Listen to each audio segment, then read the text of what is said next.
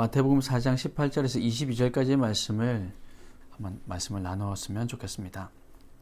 오늘 본문, 우리가 방금 읽었던 이 본문은 우리가 너무나도 잘 아는 장면입니다. 물론 이 장면을 실제로 본 사람은 아무도 없을 겁니다. 2000년 전 일이니까 이 장면을 본 사람은 아무도 없지만, 그러나 모두가 다 본 것처럼 그 장면을 머리에 떠올릴 수 있는 그런 장면이 아닐까 생각이 됩니다. 예수님께서 공생의 사역을 시작하시면서 회개하라, 천국이 가까웠느니라 하신 후에 갈릴리 해변에서 첫 제자들이 될 베드로, 안드레, 야고보, 요한을 만나는 장면입니다. 그런데 오늘 본문을 보니까 그들은 어부였다고 합니다. 그들은 물고기 잡는 데에, 고기를 잡는 데에 시간과 마음을 들이며 사는 사람들이었습니다. 그 이유는 물론 생계를 위해서였죠. 먹고 살기 위해서였습니다. 먹고 살기 위해 그들이 택한 직업이 어부였다는 겁니다.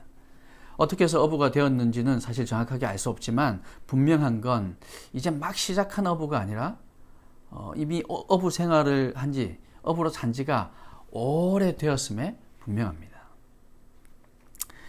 그런데 4명의 어부들에게 예수님은 나를 따라오라 지금 말씀하고 계십니다.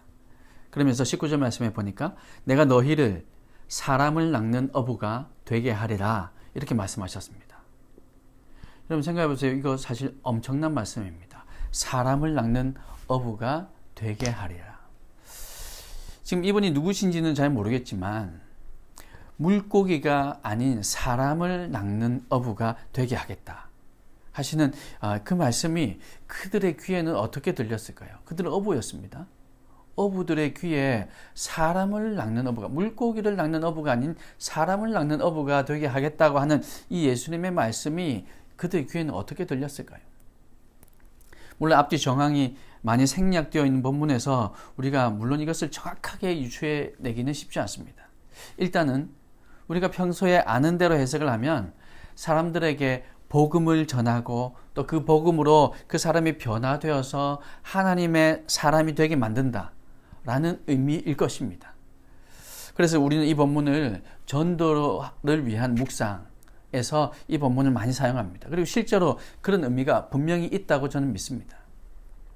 그런데 문법의 구조를 잘 살펴보고 이 당시에 해당하는 이 본문을 좀 더 우리가 학문적으로 또 한번 다가가 보면, 그래서 헬라어 원어를 좀 들여다보면요, 복음을 전하는 전도자로서의 부르심만은 아닌 게 아닐까, 그보다 좀 더 나은 의미가 혹은 좀 더 깊은 의미가 있지 않을까 하는 생각을 하게 됩니다. 왜냐하면 헬라어 원어에는 보면요, 이 우리말에는 번역되어 있는 낚는, 사람을 낚는이라는 단어가 헬라어 원문에는 사실은 기록되어 있지 않습니다. 쉽게 말씀드리면 우리의 이해를 돕기 위해서, 우리가 성경을 더 잘 이해하기 위해서 번역을 하는 과정 가운데 의역이 된 것이죠. 이것은 한글뿐만 아니라 사실은 많은 번역본에 낚는이라고 물론 이렇게 번역이 되어 있긴 합니다. 그리고 또 한 가지, 사람이라는 단어도 본문에는 내가 사람을 낚는, 사람이 목적이 되는 단어로 우리는 번역본을 보고 있지만, 원문에는 사람의라는 소유격의 단어를 사용하고 있습니다. 그래서 이 말은 우리 한글 성경에서처럼 사람을 낚는 것이 목적이 아니라, 이 사람이라는 단어는 어부라는 이 단어를 수식하는 단어, 그러니까 어부가 중요한 거죠. 사람이 중요하다기보다는. 그래서 다시 번역해보면 사람들의 어부라고 얘기할 수 있는 겁니다. 그래서 이 19절 말씀의 의미가 최소한 2가지 이상이 아닐까. 아까 말한 전도를 위한 그런 묵상에도 충분히 쓸 수 있는, 복음을 전하기 위한 의미라고도 분명히 생각할 수 있지만, 그보다 또 다른 의미가 있지 않을까라고 생각해 볼 수 있는 거죠. 중의적인 표현이라고 생각해 볼 수 있습니다. 그리고 또 예수님은 원래도 비유를 많이 사용하셔서 우리가 알아들을 수 있는 그런 우리 눈높이에 맞춰서 얘기하시는 분이었기 때문에 이 가능성이 충분히 있는 것이죠. 그런 관점에서 보면 현재 어부인 이 4명의 남자를 제자로 부르시면서 그들의 직업이 뭔지 누가 봐도 지금 뻔히 알 수 있는 어부였거든요. 그래서 이 어부라는 단어를 비유로 사용하셔서 이들을 지금 부르고 계신 것이 아닌가. 그래서 이중적인 의미가 들어있는 것이 아닌가라고 생각해 볼 수 있다는 겁니다. 이런 관점에서 다시 한번 이 구절을 번역해 본다면 말씀하시되 나를 따라오너라. 나는 너희를 사람들의 어부가 되게 하겠다. 라고 번역할 수 있습니다. 그리고 영어 성경에도 사실 또 이렇게 번역이 되어 있습니다. Fishers of men 이라고 번역이 되어 있습니다. 사람들의 어부가 되게 하겠다고 하시는데 이게 무슨 의미일까요? 1차적인 의미는 방금 우리가 살펴보았습니다. 복음을 전하게 하겠다라는 의미를 살려서 사람을 낚는 어부가 되게 하겠다라는 의미. 그리고 또한 이 의미 외에 사람들의 어부라는 것은 무엇을 의미하는 것일까? 우리는 이것을 좀 생각해 보려고 합니다. 일단 말 그대로 어부는 어부인데 사람들의 어부, 즉 사람들을 위한 어부, 좀 더 의역하면 사람들을 섬기는 어부라고까지 생각이 되었습니다. 이제 예수님께서는 베드로를 복음을 전하는 사도로 부르시면서 또 한 가지는 그렇게 부른 사람들을 복음을 위해서 불러온 그 사람들을 잘 섬기는 업으로 부르신 것은 아닐까라고도 생각이 되었습니다. 20절 말씀에 보면 예수님의 이 부르심을 받은 베드로와 안드레는 그물을 버려두고 예수님을 따랐다고 합니다. 그래서 복음을 전하는 삶에는 이제 더 이상 그물이 이제 필요 없을 거니까 이건 당연한 행동이라고 생각이 됩니다. 그런데 사람들을 위한 어부, 사람들을 섬기는 어부가 되려면 어떤 의미에서는 오히려 고기를 더 많이 잡아서 사람들을 섬겨야 되지 않을까라고도 또 생각해 볼 수 있습니다. 그러니 사람들의 어부라고 해석을 하면 20절 말씀이 좀 모순이 된다. 왜 그물을 굳이 버려야 되느냐라는 생각이 들 수도 있다는 겁니다. 하지만 예수님께서 말씀하시는 사람들의 혹은 사람들을 위한, 사람들을 섬기는 어부라는 것은 단지 생계를 위한 삶, 그들의 육신을 위한 삶만을 말씀하는 것이 아니지 않을까 짐작해 볼 수 있는 거죠. 그들의 영혼을 책임지고 경건한 삶을 위한 그런 삶을 살아야 한다는 말씀이 아닐까 생각해 볼 수 있다는 겁니다. 그렇다면 이 그물과 배는 역시 필요할 수도 아닐 수도 있는데 이제 이들은 예수님을 따라야 하기에 배와 그물을 일단 버려둔 겁니다. 그리고 3년간 예수님과 동행하면서 사람들을 위한 어부 수업을 받게 되는 거죠. 예수님은 언제나 상대의 수준에서 말씀하셨습니다. 우리의 수준에 꼭 맞게 말씀하세요. 지금 이 말씀을 듣고 있는 분들이 만약에 10분이라면 그 10명의 상황에 맞게 하나님께서는 우리에게 이미 감동을 주고 계실 겁니다. 예수님께서는 실제로도 그렇게 하셨어요. 상대방이 가장 잘 알아들을 수 있는 방법으로 말씀하셨습니다. 산헤드린 공회원이었고 율법에 아주 능통했던 니고데모. 이 니고데모라는 사람과 얘기할 때는 요즘 말로 얘기하자면 아주 조직신학적인 질문, 또 그런 수준 높은 대화로 그의 마음을 움직이셨습니다. 그 니고데모와 얘기할 때 저 시장에서 통용되는 그런 단어로 얘기해서는 그게 틀린 말은 아니지만 니고데모가 감동을 받거나 감동하고 받아들이기에 좀 쉽지 않았을 겁니다. 그래서 예수님께서는 니고데모에게 딱 맞는 단어와 언어로 얘기한 거죠. 네가 이스라엘의 선생이면서 거듭남을 모른단 말이냐, 성령을 모른단 말이냐 라고 아주 거룩한 단어, 좀 이 학문적인 단어를 사용한 겁니다. 그랬더니 이 니고데모가 예수님의 그 말씀에 관심을 가지고 또 은혜를 받을 수 있게 되었던 거죠. 사마리아 여인과 대화하실 때에는 지금 한낮에 아무도 없을 때에 물을 구하러 온 그녀의 수준에 꼭 맞게, 그리고 그녀의 필요에 꼭 맞게 생수를 주겠다 라고 말씀하시면서 내가 주는 생수를 마시면 다시는 물 기르러 오지 않아도 돼 라고 얘기하시면서 그 사마리아 여인의 수준에 꼭 맞게 이해할 수 있는 그 단어를 사용해서 말씀하셨습니다. 지금 예수님은 베드로가 가장 잘 알아들을 수 있고 이해할 수 있는 어부라는 직업, 이 베드로와 함께 있는 지금 이 네 명의 남자들에게 그들이 가장 잘 이해할 수 있는 단어와 직업으로 지금 비유를 통해서 부르고 계신 거죠. 만약 베드로에게 이렇게 얘기했다고 한번 생각해 보세요. 이제부터 너는 3년간, 앞으로 3년 동안은 날 따라다닐 텐데 따라다니면서 너 기도하는 법 배워야 돼. 너 말씀 읽는 거 배워야 돼. 그리고 너 치유하는 법 배워야 돼. 귀신 쫓아내는 법 배워야 돼. 사람들의 마음을 만질 수 있는지, 어떻게 하면 이 귀신을 쫓아낼 수 있는지, 그리고 또 어떻게 하면 하나님의 말씀을 잘 읽고 묵상하고 외우고 암기하고 암송하고, 그리고 만약에 네가 감옥에 가더라도 그때도 믿음을 잃으면 안 되고 그때도 기도해야 되고, 그래서 나 때문에, 예수님 때문에 목숨을 잃게 되더라도 너는 순종해야 돼. 이제부터 나랑 그거 할 거야 라고 얘기하시면서 불렀다면 이 베드로가 따를 수 있었을까요? 아니, 따르고 싶은 마음이 들었어도 어쩌면 저거는 내가 못할 텐데. 실제로 제가 방금 말씀드렸던 거, 기도, 치유, 축사, 사람의 마음을 알고 말씀을 전하고, 이 모든 것도 사실 베드로가 했던 이야기입니다. 실제로 했던 얘기예요. 근데 애초에 이렇게 얘기를 하면서 불렀다면 베드로가 예, 주님 제가 따르겠습니다 라고 하며 그물을 버려두며 그 즉시 일어날 수 있었을까 하는 말씀입니다. 생계를 위한 일이었지만 목숨을 걸고 고기를 잡던 베드로였습니다. 바다에 나간다는 것은 언제나 목숨을 내놓는 일입니다. 그래서 바닷가에는 보면 미신이 넘쳐나죠.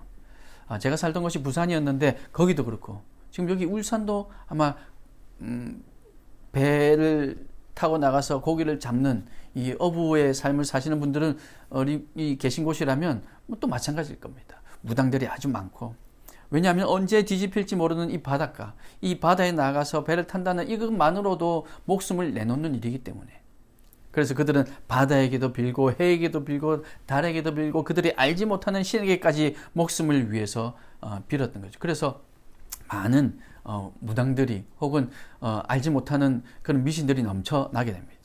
이렇게 목숨 걸고 하던 일을 비유로 예수님께서 베드로를 부르고 계시면서, 네가 바다에서 목숨 걸고 고기를 잡던 것처럼 이제는 사람을 살리는 일에 목숨을 걸어야 한다.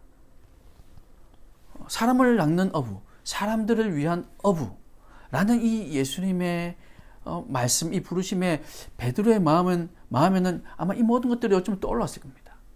어부라는 거, 이거 목숨을 걸어야 되는 일인데, 사람을 낚는, 사람들을 위한 어부? 그럼 사람들을 위해서 내가 목숨을 걸어야 하는가까지 충분히 생각이 나아갈 수 있을 겁니다. 그래서 베드로는 이 예수님의 말씀에 어쩌면 베드로를 포함해서 안드레, 야고보, 요한이 한 번에 알아들을 수 있었을 겁니다. 그런 이 19절 말씀은 분명히 이중적인 의미가 들어있음에 틀림없습니다. 베드로에게 복음을 전하며 살아야 한다라고 말씀하시면서 동시에 복음을 전해서 하나님의 백성이 된 그들, 바로 그 사람들을 위한 삶도 네가 살아야 한다라는 말씀, 이런 의미, 그 의미를 베드로 또한 알아들었을 겁니다. 사실 이 두 가지, 방금 이게 제가 구분을 하기는 했지만 이 두 가지는 넓게 보면 동일한 의미의 말씀이라고 할 수 있습니다. 그러나 사실 조금만 세분화해보면 분명히 다른 의미입니다. 복음을 전하는 것으로 사명을 다한 사람도 있을 겁니다. 복음을 전하는 것, 여기에 사명을 두고 살아가시는 분들이 제 주위에도 여러 분 계십니다. 그렇지만 복음을 전하는 것, 가서 적극적으로 전하는 것, 이거는 내가 조금 부족하지만 그래도 복음을 듣고 이 교회에 와서, 우리 공동체에 들어와서 함께 생활하는 이들을 위해서 나는 헌신하겠다고 하는 사람들도 또한 있습니다. 그래서 약간만 우리가 세분화해 본다면 이것은 또 다른 의미라고 볼 수도 있는 것이죠. 그리고 예수님께서 먼저 그 본을 보이셨습니다. 말로만 사랑한 것이 아니라 온 마음과 온 몸으로 십자가에서 목숨을 내놓으시며 우리를 사랑하셨습니다. 당시에 그들이 사랑하셨던 거죠. 말로만 섬긴 것이 아니었습니다. 가장 낮은 자리에서 제자들의 발을 씻기면서 예수님께서는 몸으로 보여주셨죠. 그러니 사실 사람들의 어부, 지금 예수님께서 베드로에게, 이 네 명의 남자들에게 사람들의 어부가 되었으면 좋겠다라고 제안을 하고 있긴 하지만 실제 이 사람들의 어부 원조는 누구냐면 예수님이신 거죠. 나처럼 될 수 있겠니? 라는 말인 겁니다. 예수님의 제자로서 사람들의 어부 2호, 이 2호가 니네들이 되어줬으면 좋겠다. 너 그런 삶을 살 수 있겠니? 라고 지금 부르시는 겁니다. 예수님께서 설교만으로, 학위만으로, 머리만으로 그들을 섬긴 것이 아니라 온 몸과 온 마음으로 섬긴 것처럼 베드로야, 너도 사람들의 어부가 되어서 말씀만 전하고 끝이 아니라 마음을 다해서 생명을 걸고 이 백성들을 위해서 내가 이제 하나님을 위해서 살겠노라 하는 그렇게 고백하는 백성들을 위해서 네가 섬기며 살아줄 수 있겠니? 라고 얘기하는 거죠. 사랑하는 여러분, 저와 여러분은 예수님께서 어떻게 부르실까요? 너의 헌금으로 섬기면 충분하다. 너의 물질로 섬기면 충분하다 말씀하시고 계실까요? 네가 가진 그 달란트로 섬기면 충분하다고 말씀하실까요? 이것은 비단 우리 사역자뿐만 아니라 우리 모두는 사람들의 어부, 사람들을 위한 어부, 사람들을 섬기는 어부로 부르신 줄 여러분 믿으시기 바랍니다. 복음을 전하는 복음 전도자로 부르셨고 또한 그들이 자라갈 수 있도록 그들이 올바른 삶을 살아갈 수 있도록 목숨을 다해 섬기라고 우리를 부르셨습니다. 물론 이 말씀은 목사인 저에게 더 피부로 와닿았습니다. 그래서 저는 그런 교회를 세우고 싶습니다. 그런 공동체를 만들고 싶습니다. 그보다 가장 먼저 앞서서 제가 그런 사람이 되어서 그렇게 세상을 섬기며 복음을 전하며 또한 복음을 인해서 한 공동체가 된 이들을 위해서 살고 싶습니다. 그래서 목숨 걸고 이 사역을 감당해야겠다 결심하게 된 거죠. 교회 개척에 대해서 여러 가지 말들이 많지만 또 어떤 분은 앞으로도 더 많은 교회가 개척되어야 한다고 말씀하시는 분도 있고 때로는 어떤 분은 이제 개척보다는 기존의 교회들을 더 잘 섬겨서 교회들을 통해서 세상을 섬겨야 된다고 말씀하시는 분들도 분명히 있습니다. 다 맞는 말씀들이죠. 그러나 분명히 하나님께서는 개개인에게 부르시는 목적, 부르시는 방법이 다를 겁니다. 하나님 저에게 제가 섬길 수 있는 공동체, 이 마음을 주셔서 저는 그들을 위한, 사람을 위한 교회를 만들고 사람을 위한 공동체를 만들어서 섬기고자 하는 마음, 그 마음을 저에게 주셔서 저는 그 마음 붙들고 또 새로운 교회, 어떻게 보면 어떤 누구에게는 또 뭐하러 그렇게 굳이 또 하나의 교회를 세워야 되느냐라고 말씀할 수 있지만 그러나 하나님의 그 마음으로 교회다운 교회를 세워보고자 이렇게 시작하게 된 것입니다. 그런데 이렇게 묵상을 하면서 또 한편으로는 마음에 뭔가 부족함이 있었습니다. 이 말씀을 제가 너무 오버해서 해석한 것은 아닐까. 그런데 평소에 물론 제가 그분을 알지는 못하지만 그분이 저를 알지는 못하지만 평소에 먼 발치에서 존경하던 목사님, 제가 지금 이름만 대면 한국교회 성도들은 다 알 수 있을 만한 목사님의 한 책을 읽다가 방금 제가 묵상하고 생각해왔던 이것과 아주 동일한 너무나도 잘 정리해 두신 내용을 발견하게 되었습니다. 그래서 나 혼자만 이렇게 생각한 것이 아니구나. 제가 이렇게 잘 정리되지 않았지만 이런 생각을 가지고 있었는데 잘 정리된 그 내용을 보면서 너무 기쁘기도 하고 위로가 되기도 했습니다. 그런데 그것만으로는 또 마음이 협족하지 않았습니다. 아무리 그 목사님이 대단하고 또 유명하고 또 그 목사님뿐만 아니라 또 다른 어떤 목사님도 이런 생각을 한다 할지라도 그 어느 누구도 우린 예수님이 아니기에 같은 견해를 가졌다 할지라도 완벽하게 이게 정말 맞나?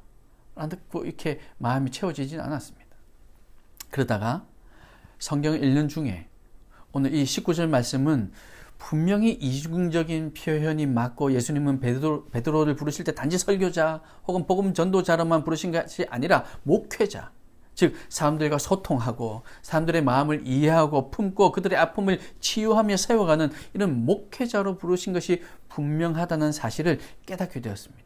그것이 바로 요한복음 21장이었습니다. 요한복음 21장을 읽다가 하나님의 마음을 또 한 번 깨닫게 되었습니다. 예수님의 수제자라고 할 수 있는 이 베드로. 이 베드로는 사복음서에서 여러분 아시다시피 여러 번 등장합니다. 예수님의 공생의 사역이 시작되자마자 제자들을 부르는 장면에서 제일 처음으로 등장한 이 인물이 베드로였고, 물 위를 걷기도 했고, 죽은 자를 살리기도 했고, 또 반대로 예수님을 배신하기도 했던 이 베드로. 이 베드로가 요한복음 21장에 보면 예수님께서 부활하신 후에 하늘로 올라가시기 직전 공생애 중에서 제일 마지막에 또 한 번 등장합니다. 바로 이 요한복음 21장에서 예수님께서 베드로와 대화하신 내용을 보면서 저의 이 채워지지 않았던 마음이 확신으로 채워졌습니다. 요한복음 21장으로 가보면요, 예수님께서 이미 부활하신 후에 베드로는 여러 제자들과 함께 거기서 또 고기를 잡고 있습니다. 이게 무슨 장면일까요? 만약에 이게 부활하시기 전이었다면 낙담해서 예수님께서 잡혀가서 십자가에 죽으셨던 것을 보고 그래서 낙담해서 고향으로 돌아갔구나 이렇게 생각할 수 있는데, 예수님께서 부활하신 것을 이미 목격한 후였습니다. 실제로 부활하신 예수님을 만나보기도 했던 이들이 지금 왜 갈릴리 호숫가에 와서 고기를 잡고 있는 것일까요? 예수님께서 부활하신 후에 여러 번 마태복음 26장, 28장, 마가복음 14장, 16장 이렇게 여러 군데에서 갈릴리에서 만나자라고 예수님께서 말씀하셨습니다. 그래서 지금 제자들은 갈릴리에 와 있는 거죠. 어떻게 만날까요? 예루살렘에서도 예수님께서 제자들을 찾아오셨습니다. 제자들이 막 예수님을 찾아간 게 아니에요. 그리고 여기 있으면 분명히 예수님께서 오실 거야 라고 생각한 것도 아니었습니다. 방문을 다 잠그고 있었습니다. 그들이 잡혀갈까봐, 누가 그들을 찾을까봐 방문을 다 잠그고 있었는데도 예수님께서 찾아오셨던 것을 그들은 경험했거든요. 그래서 갈릴리에서 만나자 예수님께서 말씀하셨기에 그들은 갈릴리로 간 겁니다. 그들이 갈릴리 어디에 있든 예수님께서 찾아오실 것을 믿었던 거죠. 어떻게 만날지는 몰랐지만 그들은 예수님께서 찾아오실 것을 믿고 지금 기다리고 있었습니다. 그러다가 배가 고픈 제자들을 위해서 이 베드로가 전직을 살려서 고기 잡으러 바다에 나간 겁니다. 그런데 이곳은 예수님께서 베드로를 처음 부르셨던 곳, 사람들의 어부가 되게 하겠다 하셨던 바로 그곳이었습니다. 그곳에서 예수님은 다시 베드로에게 나타나셨습니다. 밤새 한 마리도 잡지 못한 베드로에게 예수님은 배 오른편에 그물을 던져라 말씀하십니다. 베드로가 이 예수님 말씀에 시키는 대로 했더니 그물을 끌어올릴 수 없을 정도로 많은 고기를 잡았습니다. 무려 153마리나 잡았죠. 그런 후에 예수님께서 베드로에게 네가 나를 사랑하느냐? 라고 묻습니다. 그것도 3번씩이나 묻습니다. 그렇게 묻는 예수님을 바라보는 베드로는 마음이 불안했을 겁니다. 여러분 아시다시피 베드로가 예수님을 부인하고 저주하고 그렇게 멀리 도망갔었잖아요. 그것도 3번씩이나 그렇게 부인했었잖아요. 그러니까 베드로는 또 3번을 묻는 그 예수님의 그 질문에 마음이 불안했을 겁니다. 그래서 더욱 간절한 마음으로 전심으로 사랑한다고 대답합니다. 그런 베드로에게 예수님께서 뭐라고 이렇게 말씀하셨습니까? 내 양을 먹이라. 내 양을 치라. 내 양을 먹이라 말씀하셨습니다. 하나님의 백성을 섬기라는 겁니다. 목자가 되라는 겁니다. 사람들의 어부가 되라는 거죠. 내 양들, 이미 예수님을 찾아온, 예수님을 아는, 하나님을 아는 그 양들, 내 양들을 먹이고 치라는 겁니다. 조금 전에 물고기를 그렇게 많이 잡게 하신 이유, 153마리나 되는 이 물고기를 잡게 하신 이유는 물고기 잡는 거 이거 중요한 거 아니야. 먹고 사는 거 이거 걱정할 필요 없어. 그래서 내가 얼마든지 공급해 줄 수 있어. 네가 봐. 네가 허탕치고 왔던 그곳에서 그물을 내가 던지라는 곳에 던졌더니 153마리나 잡히지 않았느냐.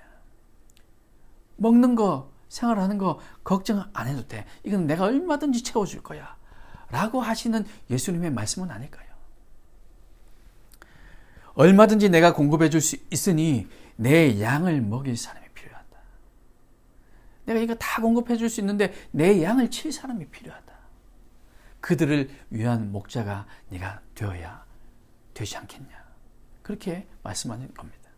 이 말씀을 읽는데 너무나도 많이 이 말씀, 이 본문을 읽었지만 이렇게 묵상하고 있다가 이 하나님께서 주신 이 마태복음 4장 말씀만으로는 좀 채워지지 않는 이 답답한 마음이 있는 중에 또 이 요한복음 21장 말씀을 읽다가 어느 한순간 전율이 흐르는 것 같았습니다. 예수님께서 베드로를 부르시는 것은 사람들에게 복음을 전하기만, 3,000명이 회심하고 5,000명이 회심하는 그런 일들만을 위해서 부르신 것이 아니라 내 양을 치라, 내 양을 섬기라, 그들의 목자가 되라, 이것을 위해서도 베드로를 부르셨다는 겁니다. 그들과 소통하는 목자가 되어라. 그들의 필요를 알고 섬기는 목자가 되어라. 그들의 아픔을 알고 기쁨을 알고 함께 나누고 함께 성장하고 함께 자라가는 그런 목자가 되라는 겁니다. 그리고 이런 삶이 복음을 전하는 삶이고, 이런 삶을 통해서 말로만 전해지는 복음이 아니라 삶으로 전해지는 복음이 된다라는 예수님의 깊은 의미가 여기에 들어있다 생각이 되었습니다. 그러므로 사역자뿐 아니라 저와 여러분 모두는 사람들의 어부, 사람들을 위한 어부, 사람들을 섬기는 어부로 살겠노라, 그렇게 결단하시기를 주님의 이름으로 축복합니다. 우리 이 시간 같이 한번 기도했으면 좋겠습니다. 주님께서 우리도 부르십니다. 우리의 모습 그대로 부르십니다. 여러분 직업이 어떤 직업이든, 여러분의 학력 수준이 어떻든 동일하게 우리를 향해서 이 어부들을 부르신 것처럼 우리도 부르십니다. 우리를 부르실 때 이 교회를 세우고 교회를 섬기며 사람들을 위한 어부, 또 사람들을 섬기는 어부로 어쩌면 우리를 부르셨을지 모릅니다. 아니, 저는 그렇다고 확신합니다. 여러분 지금 이 시간 여러분도 마음속에 기도하실 때 하나님께서 여러분을 어떻게 부르셨을까?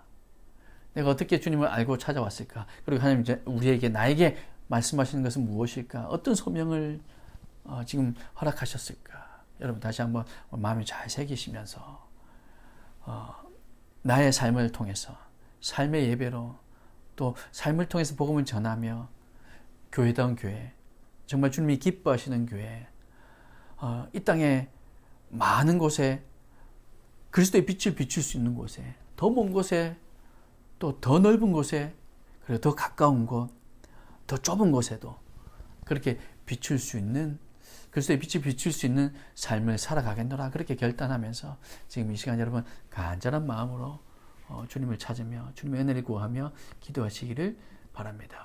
지난주에 이 베드로를 부르시는 예수님, 또 베드로뿐만 아니라 이 4명의 제자를 부르시면서 우리가 18절 말씀, 또 19절 말씀을 중점적으로 해서 우리가 은혜를 나눴습니다. 특별히 사람을 낚는 어부, 주님께서 말씀하시는 이 사람을 낚는 어부가 문자 그대로 정말로 전도하고 그들의 복음을 전하는 의미로서의 사람을 낚는 어부를 얘기하기도 하고, 또 제가 묵상하고 또 나눈 바로는 사람을 낚는 이 의미가 사람들의 어부, 사람들을 위한 어부, 사람들을 섬기는 어부가 아닐까 생각해 봤습니다. 그렇게 생각하는 근거로는 요한복음 말씀을 우리가 나누면서, 요한복음에서 예수님께서 부활하신 후에 갈릴리 해변에 요한복음 맨 마지막에 마지막 부분에서 또 한 번 베드로를 만나는 그 장면을 우리가 나누면서 베드로를 부르신 것, 그것이 사람을 낚는 어부일 뿐만 아니라 사람들을 섬기는 어부로 부르신 것이 틀림없다. 우리 그렇게 지난주 거기까지 우리가 나눴습니다. 그리고 나서 이제는 또 조금 더 확장해서 오늘 함께 나누고 싶은 것은 소통하는 사람으로서 부르신 하나님, 이 예수님께서 베드로를 또 제자들을 소통하는 사람으로 부르신 그것을 우리가 또 한번 나눠보고자 합니다. 그리고 베드로를 불렀다는 것은 조금 더 확장해서 해석을 하고 조금 확장해서 의미를 부여한다면, 오늘날 이 교회를 부르신 의미, 베드로만이 아니라 우리 사람만이 아니라 이 교회, 사람들, 이 성도들의 모임인 이 교회를 부르신 의미도 똑같지 않을까, 그렇게 생각합니다. 그렇게 그 마음으로 우리가 오늘 말씀을 한번 더 나눴으면 좋겠습니다. 이렇게 사람들을 위한, 사람들을 섬기는 업으로 분명히 부르셨는데 이것을 우리가 확신하고 믿는다면 이제 우리가 어떻게 사람들을 위한 업으로 살아가야 할까요? 사람들을 위한 업으로 살아가기 위해서는 우리가 이제 어떻게 해야 할까요? 이것을 실질적인 문제, 이 문제를 우리가 또 생각해야 할 것입니다. 그저 결심하는 것으로 충분할까요? 나는 이제 사람들을 위한 업으로 살겠습니다. 그렇게 결심하는 것만으로 어쩌면 충분치 않을 겁니다. 결심하는 거 시작이 돼야 되고 이것으로 출발해야 되지만 이 이후에, 결심한 이후에 우리가 뭔가 해야 되는데 도대체 그게 무엇인가 걱정이 되고 또한 암담하고 캄캄하고 이런 마음이 들 수 있지만 이것 또한 우리가 사실 걱정할 필요가 없는 이유는 19절 말씀에 기록되어 있습니다. 19절 말씀 보면요, 내가 너희를 사람을 낚는 어부가 되게 하리라 이렇게 말씀하셨는데, 이 말씀을 자세히 보면 사람을 낚는 어부가 되라, 사람들을 위한 어부가 되라 이렇게 말씀하신 것이 아니라 주어가 뭐냐면 주어는 예수님입니다. 즉 내가, 이게 주어잖아요. 이 내가 누구냐면 예수님을 의미합니다. 내가 너희를 사람을 낚는 어부가, 사람들을 위한 어부가, 사람들을 섬기는 어부가 되게 하겠다라고 약속해 주신 말씀입니다. 예수님께서 제자들을 그렇게 만들어 가시겠다는 거죠. 우리가 일단은 결심해야 됩니다. 그걸 결심하고 나서 그럼 어떻게 해야 될까 막막했는데, 사실은 그 어떻게 해야 될까에 대한 부분도 주님께서 우리를 가르쳐 주실 겁니다. 왜냐하면 주님께서 그렇게 하겠다 말씀하시고 약속하셨기 때문에, 예수님께서 훈련시키시고 예수님께서 방법을 가르쳐 주시고 예수님께서 직접 우리를 레슨해 주시겠다는 겁니다. 그래서 예수님은 공생의 기간 동안 제자들과 함께 하시며 약 3년간의 삶을 통해서 제자들이 사람들의 어부가 되는 과정을 수료하게 하셨습니다. 말씀으로 가르치기도 하셨고, 때로는 꾸짖기도 하셨고, 때로는 기적을 보여주시기도 했고, 어떤 때는 병든 자를 고쳐주시기도 했고, 귀신 들린 자를 고쳐주시기도 했고, 또 이 모든 사항들을 다 경험하게 하신 이후에는 둘씩 짝을 지어서 실습을 보내기도 했습니다. 마치 선생님 교생 실습하는 것처럼 그렇게 실습을 보내기도 했죠. 그렇게 예수님은 베드로로 하여금 사람들의 어부가 되는 이 과정을 수료하게 하셨어요. 물론 베드로뿐만 아니라 12제자가 다 그랬죠.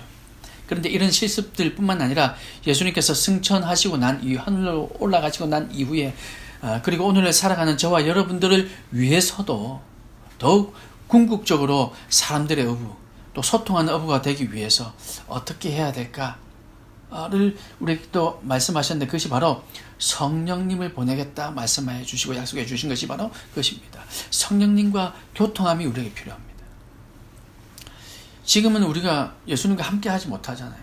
실제 2000년 전에 제자들이 3년간 예수님과 함께 했던 것처럼 우리는 그렇게 할 수 없잖아요. 그럼에도 불구하고 오늘날 우리도 동일하게 이렇게 살 수 있는 이유는 여전히 성령님께서 우리와 함께 하시기 때문입니다. 하나님과 소통할 줄 아는 사람이라야 사람들의 어부, 사람들을 위한 어부, 사람들을 섬기는 어부가 될 수 있다는 말씀입니다. 그런 교회가 될 수 있다는 말이죠. 베드로는 하나님과 소통하는 사람이었을까? 우린 그러면 그것을 살펴봐야 될 겁니다. 베드로가 하나님과 소통하는 사람이 분명했다면 그럼 우리도 할 수 있는 거죠. 오늘날의 교회도 분명히 가능할 겁니다. 베드로를 살펴보니까 베드로는 정해진 시간에 기도하는 사람이었어요. 물론 구약에 구약에 기록되어 있는 많은 믿음의 선조들 보면은 여전히 그들도 마찬가지로 그랬죠. 뿐만 아니라 베드로도 역시 그랬습니다. 오늘날 이 유대인들, 여전히 이스라엘에 살아가는 유대인들도 보면 그들도 여전히 시간을 지켜서 기도합니다. 물론 지금 우리가 말하는 것과 의미가 조금 다를 수는 있지만 그들은 역시 그들의 믿음으로 그렇게 기도하고 있습니다. 베드로 마찬가지로 그렇게 기도했습니다. 예수님께서 승천하신 후에 드디어 베드로가 성령의 임재를 체험합니다. 그 전까지는 예수님을 배반하기도 하고 그렇게 저주하기도 하고, 그렇게 다시 부활하신 이후에 예수님을 만나서 네가 나를 사랑하느냐 그렇게 질문하실 때 네, 제가 주님을 사랑합니다. 주님이 아십니다. 그렇게 고백했던 그 베드로, 사실 그때까지 그것이 다 했는데 이제 정말 성령의 임재를 체험한 거죠. 그리고 베드로는 서지 못하는 장애인을 고치기도 했고 중풍병자를 고치기도 했고 죽은 도루가를 살리기도 하면서 그는 이제 서서히 사람들의 업으로 살아가기 시작합니다. 베드로가 이렇게 사람들의 업으로 살아갈 수 있었던 원동력은 바로 하나님과 소통했다는 겁니다. 성령을 체험하고 정해진 시간에 기도하면서 하나님과 계속해서 소통하고 있었다는 거죠. 정해진 시간에 기도하는 사람이었고 하나님께서 이방인이었던 고넬료의 가정에 보내시기 위해서 환상을 보여주셨는데 그걸 누구한테 보여주셨냐면 바로 베드로에게 보여주셨습니다.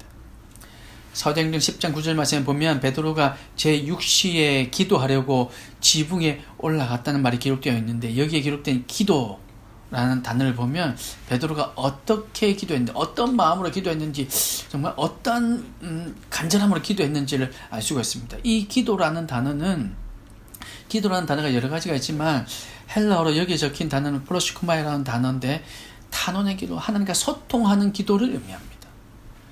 아주 간절한 마음으로 올려드는 기도. 예컨대 바울과 실라가 감옥에 갇혀 있을 때 억울하게 밤에 갇혀서 하나님께 기도할 때 그때 기도했다고 사용할 때 사용됐던 똑같은 단어가 바로 이 단어고 또 구약으로 가서 보자면 구약에서는 한나가 자식이 없어서 하나님 앞에 눈물로 기도했다고 할 때 사용되었던 그 단어가 바로 이 단어입니다. 히브리어로는 팔랄이라고 하는 단어.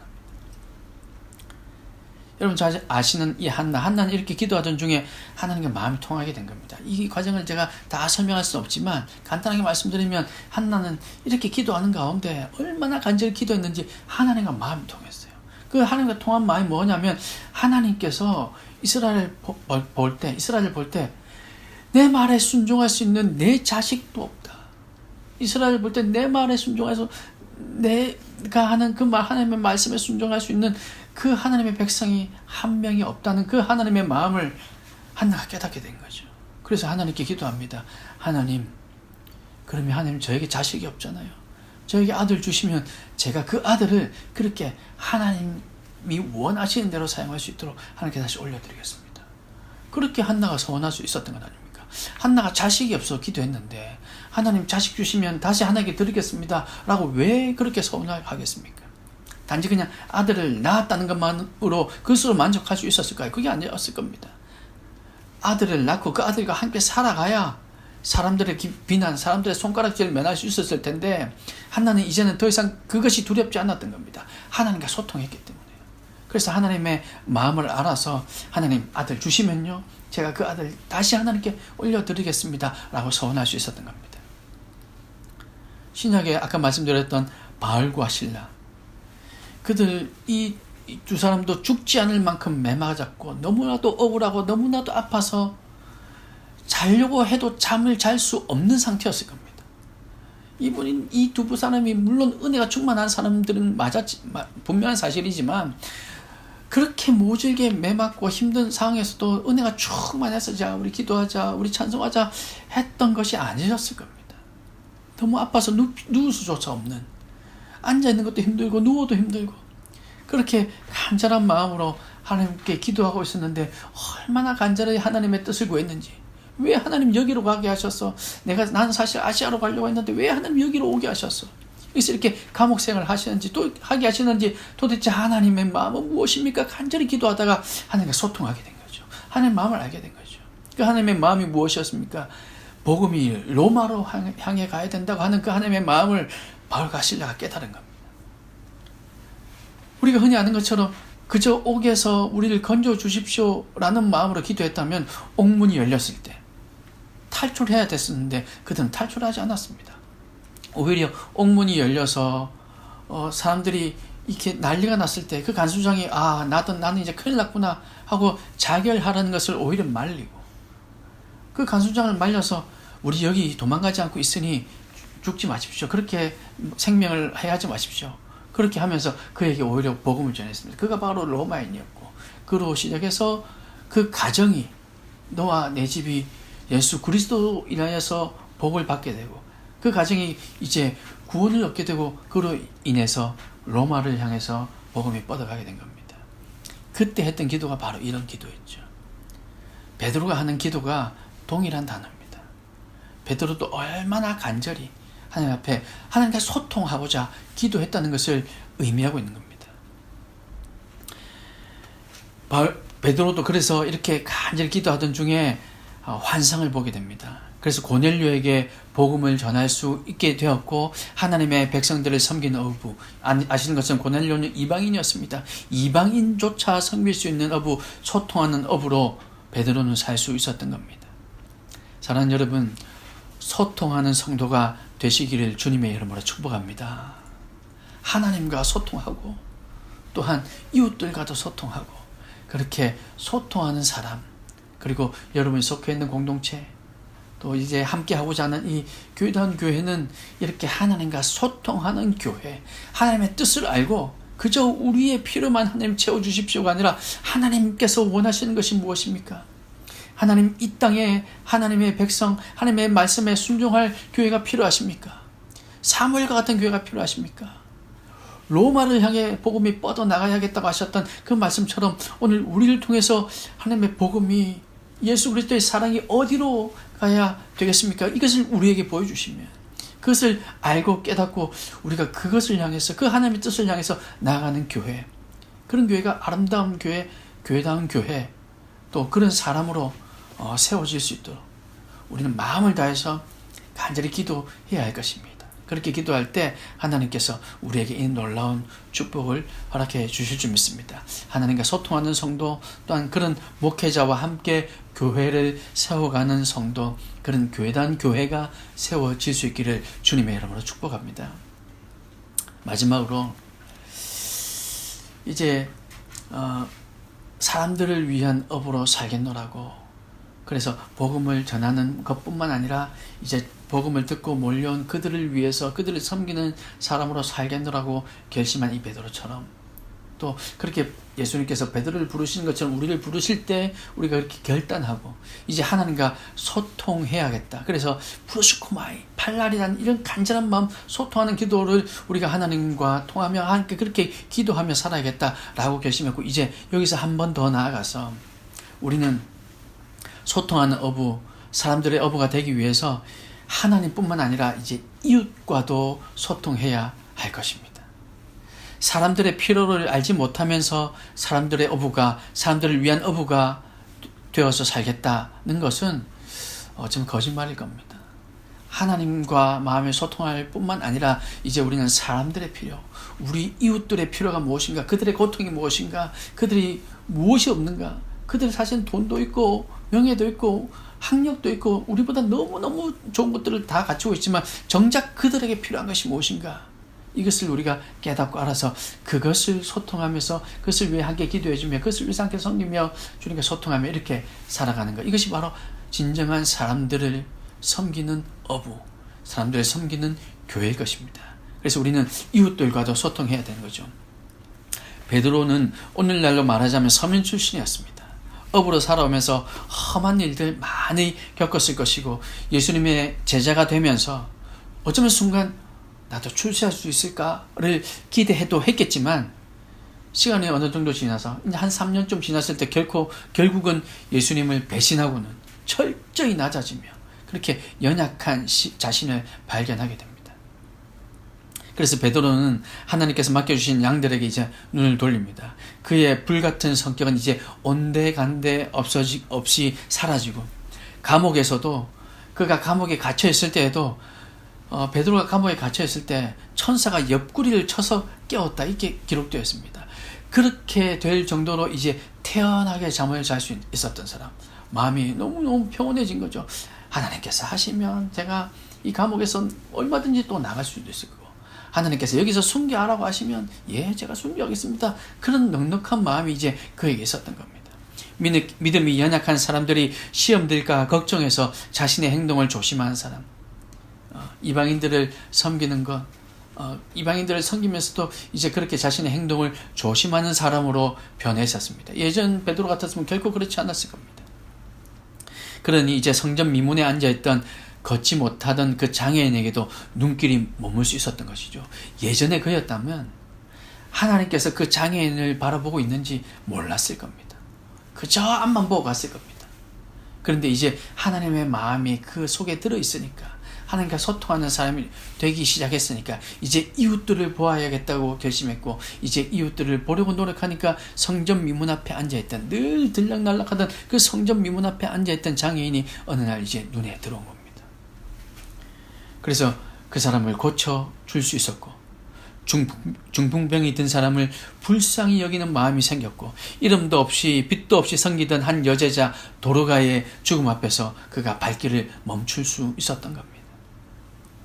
그리고 유대인들이 다 싫어하는 이방인들에게도 복음을 전하며 그들과 함께 먹고 마실 수 있었던 겁니다. 사랑하는 여러분, 사람들과 소통하는 사람이 되기 위해서는 제가 정말 중요하게 생각하는 또 한 가지는 귀를 열고 살아야 된다. 저는 그렇게 믿습니다. 귀를 열고 살아야 된다. 이게 무슨 말일까요? 들을 줄 알아야죠. 우리의 눈으로 보는 건 너무 중요합니다. 저 사람들의 필요가 무엇일까 눈으로 보면 보입니다. 근데 그게 다가 아니에요. 그 사람들이 적극적으로 소리내는 그 소리도 들을 줄 알아야 돼요. 나의 귀는 딱 막고 있으면서 내가 눈을 보고 판단한다는 것은 내 생각으로만 판단한다는 거죠. 그런데 사람들의 소리를 듣기 시작했다, 우리의 귀를 열기 시작했다는 것은 내가 보기에는 이게 필요했지만, 그러나 정작 그들의 소리를 들어보니까 이게 아니라 저것이 필요하구나 하는 것을 이제 깨닫게 되는 거죠. 그래서 우리는 귀를 열고 살아야 됩니다. 들을 줄 알아야 됩니다. 그래야 하나님의 음성도 들을 수 있고, 사람들의 소리, 사람들의 피로, 사람들의 고통도 들을 수 있게 되는 거죠. 제가 들어야 한다라는 이게 늘 평소에 제가 가지고 살아가는 제 좌우명 가운데 하나입니다. 근데 이렇게 얘기했더니 어떤 목회자분은 이렇게 얘기하더라고요. 아니야, 제 목사, 하나님의 소리를 들어야지, 하나님의 말씀 들어야지, 그건 맞아. 하지만 사람들의 소리를 듣는 거 아니야. 사람들의 말에 자꾸 마음 뺏기면 안 돼 라고 말씀하시는 분도 있더라고요. 물론 그 의미도 어떤 의미인지는 제가 모르지는 않습니다. 알 것 같아요. 그분이 그렇게 얘기해요. 그들은 양일 뿐이야. 양은 목자가 끌고 가야 돼. 그래서 양일 뿐이니까 목자가 데려가야 돼. 하나님과만 소통하면 돼 라고 말씀하시는 그 말씀을 제가 들은 적이 있는데, 물론 어느 정도 제가 동의합니다. 그러나 완벽하게 동의하지 못하는 것은, 이 양을 목자가 끌고 가는 것도 분명히 맞지만, 그러나 이 양이 필요한 것이 무엇인가, 양이 지금 다리를 절고 있는가, 양이 어디가 아픈가, 이것도 보고 그 양의 소리로 들어가면서 그들과 함께 가야 된다고 생각합니다. 무조건 가는 것이 아니죠. 흔들리는 자신이 보이기 때문에 그렇게 말씀하시지 않을까. 양의 소리를 듣기 시작하면 흔들리는 내 자신이 보이니까 그렇게 말씀하시는 것이 아닐까, 저는 그렇게도 생각이 되었습니다. 하나님 앞에서 정말로 당당하고 자신 있으면 흔들리지 않을 겁니다. 양의 소리가 들리고, 양이 때로는 이렇게 얘기하고, 양이 때로는 너무 도가 넘는 얘기를 할 때도 물론 있겠죠. 그러나 흔들리지 않을 수 있다면, 하나님께서 말씀하시는 것이 분명하여서 양의 얘기를 참고하되 흔들리지 않을 자신이 있다면, 그러면 얼마든지 길을 열고 살 수 있을 거라 생각이 됩니다. 포용할 수 있어야 되는 거죠. 그래서 들을 수 있으려면 자만이 아니라 하나님 앞에서의 겸손한 자신감이 있어야 됩니다. 저는 하나님께서 붙들고 계시기 때문에, 저도 하나님을 붙들고 있기 때문에 저는 어떤 말에도 흔들리지 않을 겁니다. 그러나 그들의 필요를 듣고 싶습니다. 그들이 오버해서 하는 얘기 제가 걸러낼 수 있습니다. 그는 제가 하는 것이 아니라 성령님께서 도와주실 겁니다 라는 겸손한 자신감이 있다면 들을 줄 알아야 될 겁니다. 이렇게 들을 줄 아는 사람을 하나님 사용하십니다. 성경에 많은 위대한 인물들, 신앙의 선배들이 그랬습니다. 여러분 잘 아시잖아요. 듣지 못하면 그 순간 망하는 길을 걷게 됩니다. 사울이 그랬습니다. 여러분 잘 아시는 초대왕 사울, 하나님께서 처음 기름 부으셨잖아요. 근데 나중에는 후회한다고 말씀하셨습니다. 왜 그랬습니까? 하나님께 순종하지 않았기 때문에. 사람들의 필요가 무엇인지 듣지 않았고, 하나님께서 말씀하시는 것이 무엇인지도 듣지 않았기 때문입니다. 바알과 아세라를 섬기던 아합도 그랬습니다. 그렇게 지혜롭다던 솔로몬도 마지막은 듣지 못해서 하나님의 마음을 슬프게 했습니다. 그런데 들을 수 있다면 하나님은 이방의 왕이라도 사용하십니다. 이 바사왕, 페르시아 왕 고레스를 하나님께서 사용하셔서 이스라엘 백성들을 본국으로 귀환시킵니다. 그는 하나님의 음성을 들을 수 있는 귀를 가졌기에 또 이스라엘 백성들이 필요로 하는 것이 무엇인지 들을 수 있는 귀를 가졌기에 이렇게 하나님의 손에 붙들려서 사용될 수 있었던 것이죠. 그렇게 귀환시켜서 예루살렘 성전을 건축하게 했습니다. 여러분 잘 아시는 느헤미야서에 등장하는 이 아닥사스다 왕, 이 아닥사스다 왕을 하나님께서 사용하셔서 느헤미야로 하여금 성벽을 재건하게 하셨습니다. 그가 들을 수 있는 귀를 가지고 있었기 때문이죠. 느헤미야의 소리도 들을 수 있었고 하나님의 음성도 그는 들을 수 있었기 때문입니다. 들을 줄 알아야 합니다. 이렇게 듣는 사람은 평화를 가져오는 사람이 됩니다. 하나님의 음성이 선포되는 곳에 하늘의 평화가 임하여 그것이 하나님의 나라가 되게 됩니다. 사람들의 음성을 듣는 사람에게 하나님은 화평케 하는 은혜를 주셔서 가는 곳마다 평화롭게 하시고 깨어진 관계가 회복되게 하시고 싸움과 폭력이 떠나가게 하십니다. 저는 이런 사람으로 살고 싶습니다. 제가 섬기는 교회는 이런 교회가 되고 싶습니다. 화평케 하는 교회, 가는 곳마다 평화가 있는 교회. 분쟁이 있었지만 가는 그 순간, 제가 가는 순간, 우리 교회가 가는 순간 그곳에 평화가 임하는, 저는 이런 놀라운 은혜가 있기를 간절히 소망합니다. 제 평생 이 마음을 품고 살아갑니다. 그리고 이렇게 화평케 하는 자는 하나님의 아들이라 불릴 것이라. 마태복음 5장 9절 말씀을 보면 산상수훈에 예수님께서 이미 그렇게 말씀하셨어요. 하나님의 아들이라 불리는 사람이 가는 곳이면 그곳에는 화평케 된다. 그것에 평화가 임한다는 말씀이죠. 하나님의 아들, 하나님의 자녀이기에 가는 곳마다 평화가 임한답니다. 여러분 하나님의 자녀가 되시기를 주님의 여러분을 축복합니다. 하나님의 자녀가 되셔서 여러분이 가는 곳마다 평화가 있게 하십시오. 연합하게 하십시오. 여러분이 그런 교회가 되셔서 그런 아름다운 교회를 우리가 만들어서 그 교회가 세워진 그곳이, 그 교회가 움직이는 그곳이, 그 지역이 화평케 되고 평화롭게 되고 은혜가 넘치는 곳이 되게 하시기를 간절히 소망합니다. 오늘 이 말씀이 이 교회다운 교회를 세우게 하시는 하나님의 은혜의 말씀이고 또한 우리 각자에게도 주시는 하나님의 말씀이라 저는 믿습니다. 교회다운 교회를 세우는 것뿐만 아니라 여러분 각자가 정말 성도다운 성도, 정말 크리스찬다운 크리스찬, 손가락질 맞는 크리스찬이 아니라 저 사람이 가는 곳이면, 저 사람이 하는 일이면 믿을 수 있다고 하는 정말 성도다운 성도가 되시기를 간절히 소망합니다. 그런 성도가 되기 위해서, 그런 교회가 되기 하기 위해서 하나님 오늘 우리에게 이 말씀을 주셨다, 그렇게 믿습니다.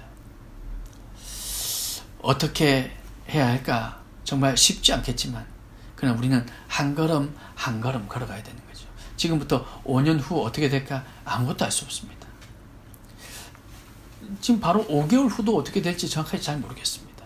그러나 지금 우리에게 주어진 이 상황 속에서 이 한 걸음을 하나님께서 원하시는 걸음으로 내딛느냐, 아니면 하나님과 적을 져서 하나님께 등을 돌리고 한 걸음을 내딛느냐, 우리는 이것만 신경 쓰면 되는 거죠. 우리가 내딛는 지금 이 한 걸음이 하나님의 음성에 순종하는 한 걸음이 된다면 5개월 후에 우리의 모습, 5년 후에 우리의 모습, 10년 후에 우리의 모습은 장담할 수 없지만 그러나 하나님께서 이미 보장하고 계신 모습이 될 것입니다. 요단강의 제사장들이 첫 발을 내디딜 때 하나님의 음성에 순종해서 내디디니까 요단 강물이 멈춰 섰던 것처럼 우리가 어떤 첫 발을 내디디냐, 하나님께 순종한 첫 발을 한 걸음 한 걸음을 내디디고 있느냐, 그것이 분명하다면 하나님께서는 요단강 물이 멈춰서게 하실 겁니다. 우리가 가는 그 한 발 옮기는 한 걸음 한 걸음 옮길 때마다 그것이 평화가 있게 하실 겁니다. 이런 교회, 이런 성도가 될 수 있기를 주님의 이름으로 축복합니다. 사람들을 위한 어부, 하나님과 소통하고 이웃들과 소통하는 어부가 되겠노라. 여러분 그렇게 결단하셔서 오늘날 이 코로나 시대, 정말 언택트 시대라고 하는 지금 이 상황, 정말 이 상황이 언제 끝날까 고민하고 힘들어하는 지금 이 상황 속에서도 변함없이 일하고 계신 하나님, 오히려 이 상황 속에서도 더 많은 교회들이 지금 일어나고 있고 또 교회들이 또 다른 사역들을 모색하고 있고 그리고 진짜 예배가 무엇인가가 다시 한번 깨달아지게 하는 지금 이 상황 속에서 이 우리가 살아가는 이 환경 속에서 하나님이 여전히 살아 역사하시고, 이 상황 속에서 이제는 더 이상 교회는 힘들 거야가 아니라, 이제는 더 이상 개척이 힘들 거야가 아니라, 교회다운 교회, 그런 교회가 어디 있어가 아니라, 오히려 이 상황 속에서 우리가 하나님의 음성에 순종해서 한 걸음씩 내딛고 하나님과 소통한다면 제대로 된 사람들을 위한 어부, 사람들을 위한 교회가 생겨나게 될 줄로 여러분 믿으시기 바랍니다. 오늘 저와 말씀을 나누는 여러분이 바로 그런 한 사람, 사람들을 위한 어부, 사람들을 위한 교회의 그 공동체의 일원이 다 되셔서 하나님 아버지의 마음으로 공동체를 섬기며 우리가 속해 있는 이 지역 사회를 섬기는 저와 여러분이 다 되시기를 주님의 크신 이름으로 축복합니다.